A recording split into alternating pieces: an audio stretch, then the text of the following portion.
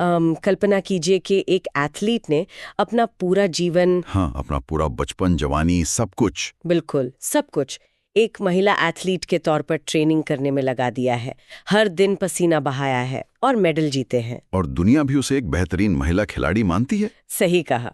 उसका पूरा करियर एक खुली किताब की तरह रहा है, लेकिन 2028 के लॉस एंजलिस ओलंपिक से ठीक पहले एक साधारण सा चीक स्वैब टेस्ट होता है। एक बहुत ही छोटा सा मेडिकल टेस्ट। हाँ, और वो एक टेस्ट उसे हमेशा के लिए खेल से बाहर कर देता है। और वजह, शरीर में मौजूद एक ऐसा जीन जिसके बारे में उसे खुद कभी पता ही नहीं था। ये सच में किसी साइंस फिक्शन फिल्म की कहानी जैसा लगता है। लगता तो है, लेकिन ये असलियत है। 26 मार्च की एक बहुत ही अहम रिपोर्ट के अनुसार अंतर्राष्ट्रीय ओलंपिक समिति, या जिसे हम आईओसी कहते हैं, उन्होंने 2028 के ओलंपिक के लिए जो नए नियम बनाए हैं उनकी असलियत यही है। और आज के इस गहन विश्लेषण में हम इसी रिपोर्ट की गहराई में जाएंगे। बिल्कुल। लेकिन देखो, आगे बढ़ने से पहले ये साफ कर देना बहुत जरूरी है कि हमारा मकसद यहाँ किसी भी राजनीतिक या वैचारिक पक्ष का समर्थन करना बिल्कुल नहीं है। हाँ, ये बहुत महत्वपूर्ण बात है। जेंडर और खेलों को लेकर समाज में बहुत सी अलग-अलग और मजबूत राय हैं। सही बात है। हमारा काम सिर्फ इस स्रोत सामग्री में दी गई जानकारी, तथ्यों और इसके पीछे के जो वैज्ञानिक तर्क हैं उनको पूरी तरह से निष्पक्ष रूप से सामने रखना है, बिना कोई पक्ष लिए। बिल्कुल। तो चलो इसे थोड़ा विस्तार से समझते हैं। आखिर खेलों की दुनिया में ये इतना बड़ा भूचाल क्यों माना जा रहा है? देखो, इस भूचाल का सीधा संबंध इस बात से है कि खेल के मैदान पर फेयरनेस यानी बराबरी का मौका और सेफ्टी को कैसे परिभाषित किया जा रहा है। हाँ, क्योंकि लंबे समय से खेल जगत ये तय करने की कोशिश कर रहा था कि महिला वर्ग में कौन खेल सकता है और कौन नहीं। सही कहा। कभी टेस्टोस्टेरोन के स्तर को आधार बनाया गया तो कभी कानूनी पहचान को। लेकिन 26 मार्च की ये रिपोर्ट बताती है कि 2028 के एलए ओलंपिक्स के लिए आईओसी ने एक बहुत ही सख्त लाइन खींच दी है। बहुत ही स्पष्ट लाइन। अब आधार सिर्फ और सिर्फ जैविक लिंग या बायोलॉजिकल सेक्स होगा। तो इसका मतलब ये है कि समाज में कोई अपनी पहचान कैसे भी रखता हो। हाँ, लेकिन खेल के मैदान पर पात्रता इस बात से तय होगी कि जन्म के समय उनका जैविक विकास किस तरह का हुआ था। तो इस सब का असल मतलब क्या है? मतलब नियम पुस्तिका के नजरिए से देखें तो ये कोई छोटा मोटा बदलाव नहीं है। हाँ, ऐसा नहीं है कि आपने बास्केटबॉल के कोर्ट में 3 पॉइंट लाइन को थोड़ा पीछे खिसका दिया। ये तो ये तय कर रहा है कि उस कोर्ट पर कदम कौन रख सकता है। बिल्कुल, ये खेल की पूरी बुनियाद को बदल रहा है।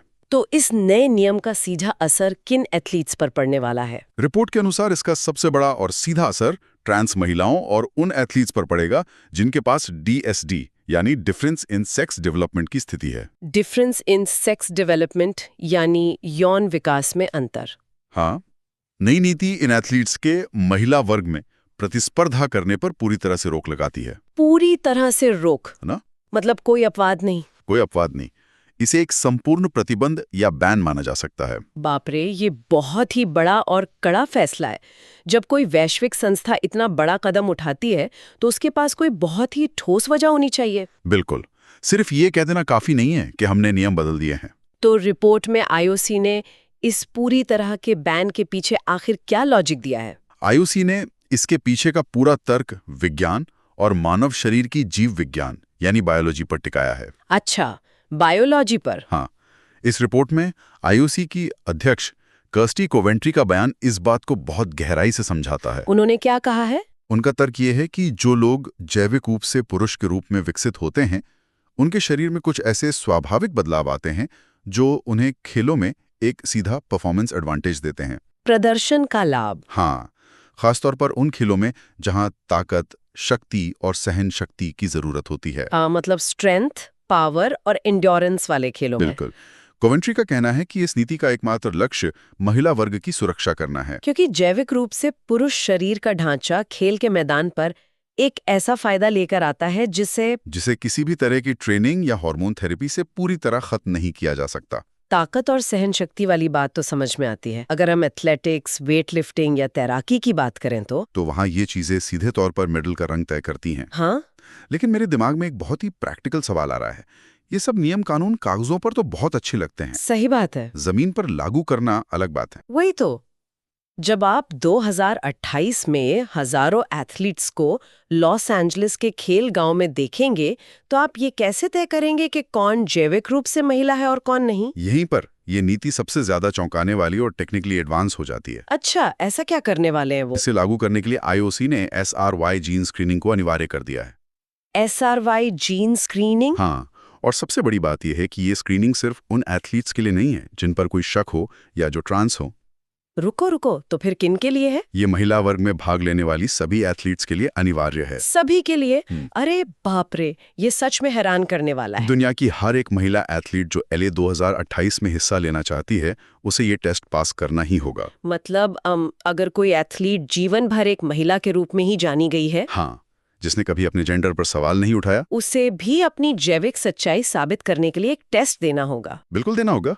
ये तो ऐसा है जैसे हम खेलों में किसी के बाहरी शारीरिक आकलन यानी एक सामान्य आई टेस्ट से बहुत दूर निकल गए हैं। एकदम सही। अब हम सीधे एक जेनेटिक बारकोड स्कैन की तरफ जा रहे हैं। हर एक महिला एथलीट का टेस्ट क्यों? मुझे लग रहा है कि क्या ये कुछ ज्यादा नहीं हो गया? देखो, अगर हम IOC के नजरिए और इस रिपोर्ट की गहराई में जाएं, तो हर एक महिला का टेस्ट करना ही वो एकमात्र तरीका है जिससे वे भेदभाव के आरोपों से बच सकते हैं। अच्छा, मतलब किसी एक को अलग से निशाना ना बनाया जाए। बिल्कुल। सोचिए, अगर वे सिर्फ कुछ गिनी चुनी एथलीट्स का टेस्ट करते, शायद उनके शारीरिक रूप रंग या उनके प्रदर्शन को देखकर, हाँ, तो वो बहुत ही अपमानजनक होता, उसे टारगेटिंग कहा जाता। हाँ, ये बात तो है। इसलिए सबको एक ही तराजू पर तौलने के लिए ये नियम सबके लिए अनिवार्य कर दिया गया है। ठीक है, मैं समझ सकती हूँ कि भेदभाव से बचने के लिए उन्होंने ये रास्ता चुना। हाँ, ये उनकी मजबूरी भी थी। लेकिन ये SRY जीन ही क्यों? शरीर में तो हजारों जीन होते हैं। बहुत अच्छा सवाल है। ये जीन ऐसा क्या करता है कि IOC ने इसे ही पात्रता का अल्टीमेट पैमाना मान लिया है? स्रोत सामग्री इस बात को बहुत स्पष्ट करती है। IOC SRY जीन की मौजूदगी को पुरुष यौन विकास का अत्यधिक सटीक प्रमाण मानती है। अत्यधिक सटीक प्रमाण मतलब हाईली एक्यूरेट एविडेंस? जी हाँ, जीव विज्ञान के अनुसार जब भ्रूण का विकास हो रहा होता है तो शुरुआती हफ्तों में सभी का विकास एक ही दिशा में होता है। मतलब कोई अंतर नहीं होता शुरुआत में? नहीं, कोई अंतर नहीं। लेकिन अगर SRY जीन मौजूद है जो आमतौर पर Y क्रोमोसोम पर पाया जाता है, तो क्या होता है? तो ये जीन एक स्विच की तरह काम करता है। एक बायोलॉजिकल स्विच? बिल्कुल। यह शरीर को निर्देश देता है कि वो पुरुष प्रजनन अंगों का विकास करे। अच्छा, और फिर? इसके बाद शरीर में टेस्टोस्टेरोन का भारी मात्रा में उत्पादन शुरू होता है, जो आगे चलकर हड्डियों की डेंसिटी, फेफड़ों की क्षमता और मांसपेशियों के आकार को बढ़ाता है। एकदम सही, यही वो शारीरिक फायदे हैं जिनका जिक्र कर्स्टी कोवेंट्री कर रही थी। समझ गई। इसलिए IOC के लिए SRY जीन का होना इस बात का पक्का सबूत है कि शरीर को वो जैविक फायदे मिले हैं। हाँ, यही उनका मुख्य आधार है। और ये टेस्ट किया कैसे जाएगा?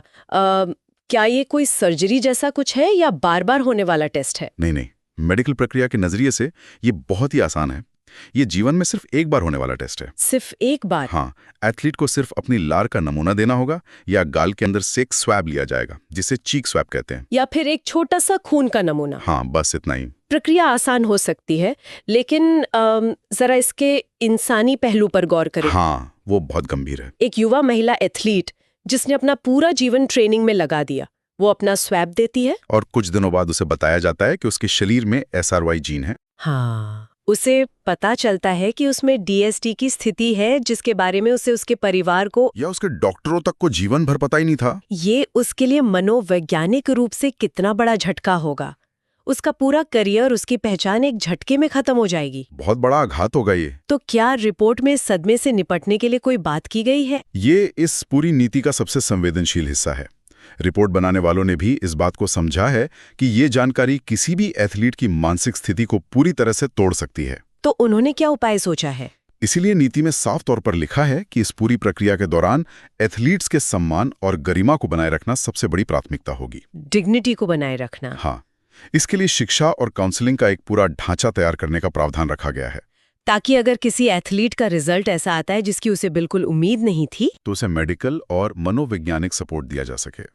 ये सिर्फ एक लैब टेस्ट नहीं है, ये किसी की जिंदगी से जुड़ा मामला है। बिल्कुल।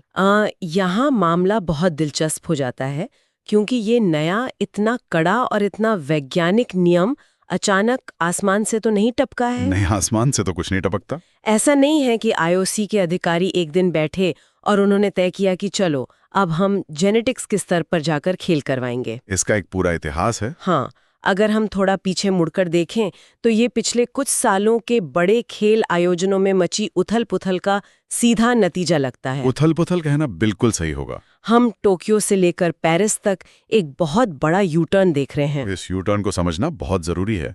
स्रोत इस बात पर खास जोर देता है कि 2024 के पेरिस ओलंपिक में जो कुछ भी हुआ, उसने इस नई नीति के लिए आग में घी का काम किया। पेरिस में जो भारी विवाद खड़ा हुआ था, वो कोई छोटी बात नहीं थी। बिल्कुल नहीं। वहां मुक्केबाज इमान खलीफ और लिन यूटिंग ने स्वर्ण पदक जीते थे। हाँ, और उनकी जीत के जश्न से ज्यादा पूरी दुनिया में एक अंतर्राष्ट्रीय बवाल मच गया था। मुझे याद है, हर न्यूज चैनल, हर अखबार सिर्फ उसी की बात कर रहा था। तो वहां असल में इतना बवाल हुआ क्यों था? बवाल इसलिए हुआ क्योंकि इंटरनेशनल बॉक्सिंग एसोसिएशन यानी IBA ने एक दावा कर दिया था। क्या दावा था उनका? उनका कहना था कि ये दोनों मुक्केबाज उनके द्वारा कराए गए जेंडर टेस्ट में फेल हो चुके थे। अच्छा, और इसलिए वो महिला वर्ग में लड़ने के योग्य नहीं है। लेकिन क्योंकि उस समय ओलंपिक में मुक्केबाजी का आयोजन IBA नहीं बल्कि खुद IOC कर रही थी। हाँ, तो IOC ने उन एथलीट्स को खेलने की अनुमति दे दी। उनके पास उस समय कोई ऐसा सख्त जेनेटिक नियम नहीं था। इसके कारण एक तरफ समावेशन की बात हो रही थी और दूसरी तरफ फेयरनेस को लेकर सवाल उठ रहे थे। पूरी दुनिया असमंजस में थी कि आखिर नियम क्या है और कौन सही है। और पेरिस के उस बवाल को अगर हम टोक्यो ओलंपिक से तुलना करें, जो सिर्फ 3 साल पहले 2021 में हुआ था, टोक्यो में तस्वीर बिल्कुल अलग थी। एकदम अलग। वहां वेट लिफ्टिंग में लॉरेल हबर्ड प्रतिस्पर्धा करने वाली पहली ट्रांस महिला बनी थी। उस समय खेल जगत ऐसा बर्ताव कर रहा था जैसे ये कोई बहुत बड़ी जीत हो। हाँ, इंक्लूजन यानी समावेशन का जश्न मनाया जा रहा था। ऐसा लग रहा था कि खेल के दरवाजे अब हमेशा के लिए सबके लिए खुल गए हैं। और अब देखिए, अब हम लॉस एंजलिस में एक अनिवार्य जेनेटिक स्कैन तक पहुंच गए हैं। कुछ ही सालों में इतना बड़ा वैचारिक बदलाव। इसे हम विज्ञान बनाम समावेशन के एक दशक लंबे संघर्ष के नतीजे के रूप में देख सकते हैं। Science versus inclusion. बिल्कुल। पिछले 10-15 सालों से खेल जगत एक बहुत ही पतली रस्सी पर संतुलन बनाने की कोशिश कर रहा था। एक तरफ ये मांग थी कि खेल पूरी तरह से समावेशी होने चाहिए, कि हर इंसान को अपनी चुनी हुई पहचान के साथ खेलने का हक होना चाहिए, और दूसरी तरफ ये मांग थी कि खेल में बराबरी का मौका बना रहना चाहिए, कि किसी के पास ऐसा कोई जैविक फायदा ना हो जिसे दूसरा एथलीट मेहनत से भी हासिल ना कर सके। पेरिस ओलंपिक के विवाद ने ये साबित कर दिया कि दोनों नावों पर एक साथ पैर रखकर नहीं चला जा सकता। आखिरकार तराजू का पलड़ा पूरी तरह से विज्ञान और जैविक शक्ति की तरफ झुक गया। ये तो साफ है कि IOC ने विज्ञान का रास्ता चुन लिया है। हाँ, उन्होंने अपना फैसला सुना दिया है। लेकिन एक बात जो मुझे अभी भी खटक रही है वो है इसे जमीन पर उतारने का तरीका। आप किस बारे में सोच रही हैं? जब हम 2028 में लॉस एंजलिस पहुंचेंगे तो क्या ये सच में इतना आसान होगा? रिपोर्ट कहती है कि ये सब सुरक्षा के लिए किया जा रहा है, खास तौर पर उन खेलों में जहां शरीर सीधे टकराते हैं। हाँ, संपर्क वाले खेल या जिन्हें हम कॉन्टैक्ट स्पोर्ट्स कहते हैं। उनके मामले में ये जैविक तर्क सबसे ज्यादा वजनदार हो जाता है। जैसे मुक्केबाजी, कुश्ती, रग्बी या जूडो। बिल्कुल। इन खेलों में एक एथलीट का शरीर दूसरे एथलीट पर सीधा प्रहार करता है। विज्ञान का एक सीधा नियम है, मास और एक्सेलरेशन मिलकर फोर्स बनाते हैं। हाँ, फिजिक्स का नियम है। अगर जैविक पुरुष विकास के कारण किसी एथलीट की हड्डियों की डेंसिटी ज्यादा है और मांसपेशियों में अधिक ताकत है तो उनके प्रहार की ताकत बहुत ज्यादा होगी। बिल्कुल। यहाँ बात सिर्फ ये नहीं रह जाती कि मेडल कौन जीतेगा। बात ये हो जाती है कि क्या सामने वाली महिला एथलीट सुरक्षित है? क्या उसे गंभीर चोट लग सकती है? IOC ने स्पष्ट किया है कि ऐसे खेलों में जैविक लिंग आधारित पात्रता महिला एथलीट्स की शारीरिक सुरक्षा के लिए बेहद जरूरी है। सुरक्षा का तर्क अपनी जगह एकदम सही है, लेकिन अमन स्रोत सामग्री में मैंने एक बहुत ही दिलचस्प शब्द पर गौर किया है। कौन सा शब्द? रिपोर्ट में लिखा है कि IOC को उम्मीद है कि सभी अंतर्राष्ट्रीय महासंघ और राष्ट्रीय ओलंपिक समितियां इन नियमों को अपनाएंगी। उम्मीद है? हाँ, ये बहुत ही अहम शब्द है। जब आप इतना बड़ा वैज्ञानिक और सुरक्षा से जुड़ा फैसला ले रहे हैं तो आप सिर्फ उम्मीद कैसे कर सकते हैं? क्या ये कोई आदेश या मैंडेट नहीं है? ये इस पूरे विश्लेषण का सबसे बारीक और राजनीतिक रूप से सबसे जटिल हिस्सा है। अच्छा, वो कैसे? आपको ये समझना होगा कि अंतर्राष्ट्रीय खेलों का सिस्टम कैसे काम करता है। ऐतिहासिक रूप से IOC का ढांचा ऐसा है कि पावर किसी एक के हाथ में नहीं है। मतलब ये एक विकेंद्रीकृत या डिसेंट्रलाइज्ड सिस्टम है? हाँ, पावर बटी हुई है। वर्ल्ड एथलेटिक्स, वर्ल्ड एक्वाटिक्स या इंटरनेशनल जिम्नास्टिक फेडरेशन जैसे अलग-अलग खेल महासंघ दशकों से अपने नियम खुद बनाते आए हैं। तो आईओसी क्या करती है? आईओसी का काम ओलंपिक नाम के इस बड़े आयोजन को करवाना है, लेकिन अगर तैराकी का कोई तकनीकी नियम बनना है तो वो वर्ल्ड एक्वाटिक्स तय करेगा। तो क्या इसका मतलब ये है कि 2028 से पहले हम एक बहुत बड़े प्रशासनिक टकराव की ओर बढ़ रहे हैं? टकराव होना लगभग तय है। क्योंकि जब इन महासंघों को अपने हिसाब से चलने की आदत है, तो क्या वे आसानी से आईओसी की बात मान लेंगे? यही तो सबसे बड़ा सवाल है। क्या ऐसा हो सकता है कि लॉस एंजलिस में तैराकी में SRY जीन टेस्ट हो रहा हो, लेकिन जूडो या बास्केटबॉल का महासंघ कहे कि नहीं, हम अपना पुराना नियम ही मानेंगे? इस बात की पूरी संभावना है कि हमें पर्दे के पीछे बहुत सी नौकरशाही की खींचतान देखने को मिले। ब्यूरोक्रेटिक घर्षण जिसे कहते हैं। बिल्कुल। जब आईओसी सुरक्षा और निष्पक्षता जैसे भारी शब्दों के साथ विज्ञान का सहारा लेकर कोई दिशा निर्देश जारी करती है, तो महासंघों पर इसे मानने का बहुत भारी दबाव आ जाता है। हाँ, अगर कोई महासंघ इसे नहीं मानता और कल को उनके खेल में किसी महिला एथलीट को गंभीर चोट लग जाती है, तो पूरी जिम्मेदारी उस महासंघ पर आ जाएगी। ये तो बहुत बड़ा रिस्क होगा उनके लिए। इसीलिए ज्यादातर महासंघ इन नियमों को अपनाएंगे, लेकिन हर महासंघ को अपनी खुद की कानूनी और प्रशासनिक प्रक्रियाओं से गुजरना होगा। मतलब ये एक लंबी और जटिल प्रक्रिया होने वाली है। हाँ, रातों रात कुछ नहीं बदलेगा। ये सब सुनने के बाद लगता है कि खेल अब सिर्फ मैदान पर नहीं, बल्कि लैबोरेटरी और कोर्ट रूम्स में भी खेले जा रहे हैं। सही कहा आपने। चलिए आज की इस लंबी और गहरी चर्चा को थोड़ा समेटते हैं। हमने देखा कि 2028 लॉस एंजल्स ओलंपिक महिला खेलों की सुरक्षा और निष्पक्षता के नाम पर एक बिल्कुल नए युग की शुरुआत कर रहा है। एक ऐसा युग जहां जीव विज्ञान सबसे ऊपर है। हाँ, ट्रांस महिलाओं और DSD एथलीट्स पर पूरी तरह से रोक लगा दी गई है, और सबसे बड़ी बात, हर एक महिला एथलीट को ये साबित करने के लिए SRY जीन टेस्ट से गुजरना होगा।